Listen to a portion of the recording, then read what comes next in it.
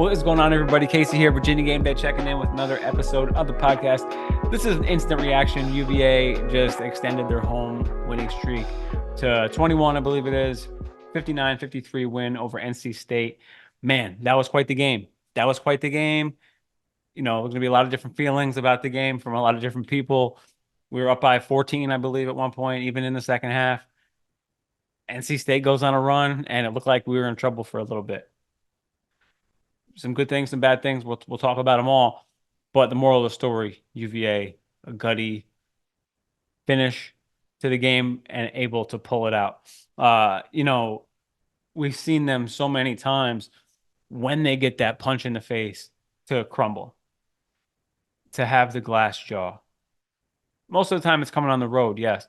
We got to see that home today. But this team was able to actually make some big shots. Isaac McNeely down the stretch makes some big shots. Reese Beekman down the stretch makes some big shots. Tane Murray in overtime make a bunch of huge plays and escape with the win.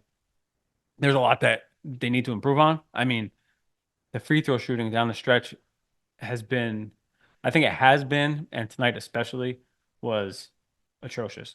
Like, it's a 6-point game. Reese gets to the line for a 1-on-1 with a chance to go up 8, misses the front end. They hit a 3, and then it's a huge 5-point swing right there in overtime. If we're going to be a team that can do some things, got to make those plays. And a lot of that, like, I don't want to, keep making excuses and all that. They're a young team. They haven't played together a lot, but, it's got to come together at some point. And hey, 3 wins in a row, something's right. This is the same NC State team that blew the doors off of us on the road not too long ago. And for a while, it looked like we were going to return the favor. I mean, you guys know what happened. We held this team to 15 points tonight in the first half. We came out strong. The crowd was into it. Jordan Minor, again, bringing big-time toughness down low, giving DJ Burns the business. And, we start out hot. I wouldn't say hot because we didn't shoot the ball well all game, but we had a 12-point lead going into halftime. Second half, obviously a different story, but when push came to shove and our backs were against the wall, we made some plays and we're able to, I thought we were going to win it in regulation. That put back by Dunn late in the game. Beekman misses a little, I think it was like a floater, and Ryan has a chance to, put it back. It got kind of a weird angle at it, and it went off the back iron. They go down, miss a shot, get an offensive board, make the layup, send it to overtime. It's a bummer we didn't get even a shot on the basket for a chance to win. Reese turned it over. But, I mean, literally so many things went against us in that second half where we are lucky that we didn't lose the game. I thought we didn't get any calls. We didn't get any calls, especially in the second half at like the 9:14 mark in the second half, and it could have went beyond this. We only had 3 free throw attempts. In a home game, conference game, to have 3 free throw attempts in the first 30 minutes is kind of unheard of, and that happened. We weren't getting any calls. They started pressing us. Had some trouble with that. Rhodey got his minutes cut tonight for sure, and he turned the ball over and then the press break. But thinking of it, the refs, Buchanan had a wide open dunk. We broke the press, found him deep, and from where I was sitting in the building, it looked like a clear as day foul. It looked like there was almost an intentional foul to stop the fast break dunk. No call. And there were just a few plays like that where I thought, give us something. They were wasn't like they were giving them everything, but I thought there were multiple times where we didn't get the makeup calls that we usually get for their previous mess ups. And yeah. In overtime, I feel like we finally got some of the calls that we needed to get at the right time. There was a call on Reese in the paint that he got on a shot that he got his free throws. He probably only made one of them, but the refs kind of, you know, called the game solid in overtime and were able to make up for some of the shit calls earlier. They let him play for most of the game though. I mean, it was a it was a bang bang game. Miner and Burns were giving each other the business down there, down low. Even like on the perimeter with the point guards, a lot of hand slapping, hand checking, and it's ACC basketball. It was a really good ACC game, and happy we were able to come out on top of it here. A couple things that, in addition to not cracking when our backs were against the wall, when they cut our double-digit lead to 7, then 5, and then eventually took the lead, we rebounded the shit out of the ball. We rebounded the shit out of the ball. I think we definitely beat them on the glass. Yeah, 54 to 32 on the glass. 20 offensive boards by the Who's. Unfortunately, we didn't put back a ton of them, but Miner had his fair share of putbacks. He had 6 offensive boards. Ryan Dunn had some huge boards down the stretch, 4 offensive. Reese had a few offensive boards. Blake Buchanan had a few offensive boards. So winning the defensive battle there, especially with a big dude like Burns down there who only finished with 3 boards, that's a big win for the Who's, and it's nice that we came out on top in that regard. Looking at that run by NC State, Casey Morsell kind of just got hot. He hit a deep 3. A couple other guys made some plays, hit a layup. It was kind of it was our best lineup. I mean, Reese and Dante were out there. So it's not like they took advantage of some of the 8th and ninth man. No, they were going against our guys, and they just, you know, NC State's a pretty good team. They just whooped on us. And I think they're actually a little bit underrated when you look at their like resume. They haven't had a bad loss. Like they don't have a bad loss like Virginia has a bad loss. They've lost to BYU, who is number 10 in Ken Palm, Ole Miss, number 77, Tennessee, number 4, UNC, number 6, and Virginia Tech, number 58. So they don't have any real bad defeats, yet they're still, in the 70s as far as Ken Palm goes. And, you know, it's just one of those things, the numbers are everything. How much you beat people by, those kinds of things. And NC State's not a bad team. I think they're better than the 75th team in the nation. So yeah, they sometimes they just get hot. Casey Morsel's the guy that we had, obviously put some good shots up, did some things, but we lost the lead finally. I felt like we were leading the whole game with 4 and change left. 4:27, Michael O'Connell hits a jumper to go up 41-40. That felt like the first time we were losing in forever. Then Tane, who we'll talk about, huge play, made a layup to put us back up. O'Connell made another layup to put them back up. Reese hit a jumper, put us up by 1, and it was and 1. Reese made the free throw. IMAC hit that huge mid-range jumper to put us up 4, and then we didn't score again for the rest of the game. But we had chances, and we did what we needed to do in overtime. In overtime, the free throws we talked about. Ryan Dunn, huge boards. Jordan Miner scoring the first bucket of overtime to kind of give us that, good juju going forward, that good momentum off of an offensive board. That was huge. Tane Murray hit that 3 to put us up 6. Tane Murray hit a back-to-back free throws when I felt like no one could make a free throw. Tane Murray got that huge board also. I believe it was like Miner had it, and then it got knocked away, and then it was up in the air, and it was a tough spot. But finally, he came down with it and was able to get to the free throw line. So crazy game. Like you look at the numbers, and it's just the numbers are wild. Like to see Virginia win a rebounding battle by 22, and then also to see Virginia shoot 36% and win a game. And a game they're winning by double digits, and just insanity. Virginia shot 36% from the field, 23% from three, 53% from the free throw line, uh, and turned the ball over 15 times. So it's one of those games where, the rebounding was able to mask up some of the other parts where we're usually a little bit better at,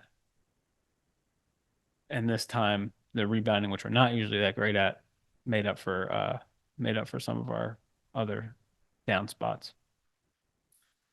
All right, let's go through some of the numbers here. I don't have the Again, this is an instant reaction. The game just ended. We just got back. I don't have the official minutes from each player, which would be awesome because I want to see what the breakdown was. The minute split was different tonight more than usual. Here we go. Hang with me. Okay, I got it. All right. Wow. Wow, these numbers are wild. This is going to be fun. All right. So the starting lineup tonight was Miner again back in the starting lineup for the third game. Beekman, Rhodey, McNeely, and Dunn. That was the starting five. Miner played 30 minutes, had 6 offensive boards, finished with 9 rebounds, missed his 2 free throw chances.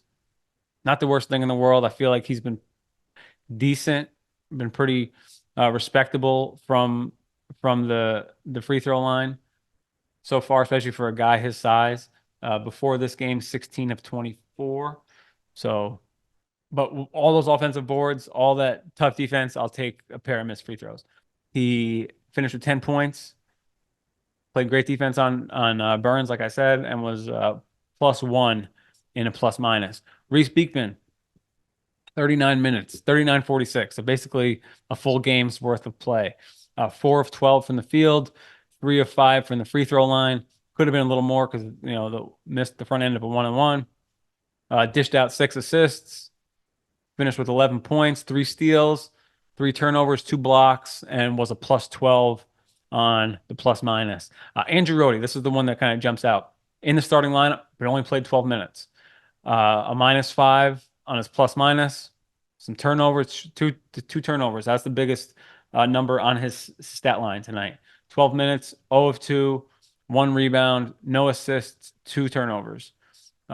His minutes went to Tane, and Tane, his plus minus jumps off the screen also. IMAC, the team leader in minutes played tonight, 41-57. Didn't have a great shooting game, but I mentioned hit the big shot down the stretch in the regulation when we needed him, a gutsy shot, and finished with 10 points, 4 of 16, 2 of 9 from three, 2 boards, 10 points, 2 assists, 3 turnovers, and a +5 on the plus minus. Ryan Dunn, another huge performance by him. Ryan Dunn at home is awesome. And now Jordan Miner's starting to turn into that dude too. Big dunk, scream in the camera, get the place going wild. And I think everyone in the building respects Jordan Miner as well as Dunn too, but Miner because of they've seen him grow. What an in-season project he's been. Like Jordan Love with the Packers. Jordan Love, the first 6, 7 games of the season, almost unplayable, awful. Finished the season on a freaking tear. Jordan Miner, pretty much unplayable the first month and a half, 2 months of the season. Now he's big, big player in this turnaround that Virginia's had the last few games. Anyway, Ryan Dunn, 35 minutes, a bunch of huge plays to get the place going. 6 of 10 from the field, 12 boards, 4 on the offensive end, 13 points. He was the team leader in points, 6 blocks. Geez, I'm pretty sure he's still leading the conference in blocks, and that's certainly going to help his numbers there. So Dunn, the main man, was +14 on the plus minus chart. That's the starting lineup. That wraps it up for the starting lineup. Off the bench, Dante Harris, 19 minutes, 0 of 5 from the field. He had some good looks, though. He had some good looks. He's got that like double clutch jump shot. I wish he would just like go straight up and whatever. I'm sure he's gonna get it going, but so he had some good looks and just wasn't able to cash in from the mid range tonight. Minus 11 plus minus. I'm really rooting for him though, because I remember watching that Big East tournament where he took over and gave Patrick Ewing his only tournament bid at Georgetown. It was go back and watch it. Dante Harris was that dude in that Big East tournament. He had 2 assists, 1 turnover, 3 boards. He had a couple boards. Thinking back now, he had a couple big rebounds and didn't score, but 19 good minutes. It's good to have him on ball. Good to have him being able to handle the ball, especially against that press. Because if it was Rhodey instead of Harris in the press situation, we would have been in trouble. Jake Groves, only 10 minutes of play, didn't do much. Got put back in at the end as in the free throw lineup. He took 1 3, missed it, had 1 rebound and an assist. That was about it. -8 on the plus minus. Leon Bond, 3 minutes, missed a jumper, had a couple boards, 2 turnovers in 3 minutes. That's not good. And a -1 on the plus minus. Last but not least, Tane Murray. I think everyone, when you see him checking in, you're like, oh boy, what are we going to get from Tane? And the more he's played, the more minutes he's gotten, the more he's been able to be relied upon and relied upon to do something positive. It used to be with Tane, he's coming in, he's not going to mess up. He's just going to be like flat across the board. I'm starting to change my impression of Tane. I'm starting to expect him to do something big. Like he got open looks from deep and he was knocking them down. He's making his free throws, getting boards, moving the ball, facing pressure and handling the ball and not looking overmatched. Tane, this is the huge number here. Plus 19 on the plus minus, the leader of anyone in this game. 18 minutes, 3 or 4 from the field, 3 or 4 from the free throw line, hit both of his threes, grabbed 2 boards, finished with 11 points and 1 assist. Huge night from Tane Murray. He was almost the team leader in points, tied with Reese and Ryan, until Ryan had that dunk at the end to put him over the top. Whew. For a while there, I didn't think we were gonna have to sweat that one out, but cardiac calves, baby, it's what we do. That's what we do. We'll probably move up a few spots in the KenPom rankings. We started out the game around 64, 65. Hopefully we, jump up a step here. Next up is going to be Louisville on the road. KenPom has us winning our next 2 games. Louisville on the road and Notre Dame at home. Louisville, of course, we beat at home already. They are not the best team in the ACC by a long stretch, but they upset Miami on the road. They upset Miami on the road. They gave a good game to NC State. They've had some fights this year, so can't take them lightly. Got to go strong. And Louisville, depending on the night, can be a real tough place to play. All right, they updated KenPom. Right now, with that win, we are the number 10 defense in the country in efficiency. We held NC State to some solid Tony Bennett type numbers tonight. We beat them on the glass, of course. 36% from 2, 28% from 3. Gotta love it. And I feel like we let them off the hook a little bit. Probably could have been worse. I mean, we only held them the 15 points in the first half. But hey, like I said, NC State's got some ballers. Casey Morsell, a former who did some good things, and they got back in the game.